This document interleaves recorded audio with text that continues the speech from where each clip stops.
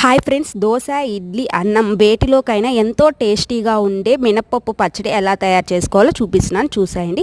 ముందుగా stove on చేసుకొని ఒక కడాయి పెట్టుకొని అందులో 2 స్పూన్స్ ఆయిల్ వేసుకొని ఆయిల్ వేడెక్కిన తర్వాత ఒక 5-6 ఎండుమిర్చి వేసుకొని బాగా కలర్ వచ్చే వరకు అయితే ఫ్రై చేసుకొని తర్వాత మిక్సీ జార్లోకి అయితే ట్రాన్స్ఫర్ చేసుకోవాలి.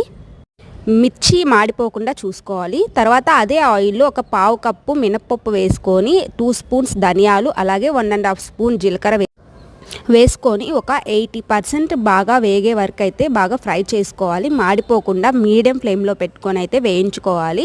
జాగ్రత్త, ఈజీగా మాడిపోతుంది మినప్పప్పు అయితే. ఇప్పుడు అందులోనే కట్ చేసి పెట్టుకున్న 2 టమోటా అయితే వేసుకోవాలి. టమోటాని బాగా మగ్గనివ్వాలి. మీడియం ఫ్లేమ్లో పెట్టుకొని అడుగు అంటిపోతుంది ఈజీగా, కాబట్టి మాడిపోకుండా బాగా వేయించుకోవాలి. అందులోనే నిమ్మకాయ సైజ్ అంతా చింతపండు వేసుకొని మీడియం ఫ్లేమ్లో పెట్టేసి ఒక 5 to 10 మినిట్స్ వరకు బాగా వేయించుకోవాలి.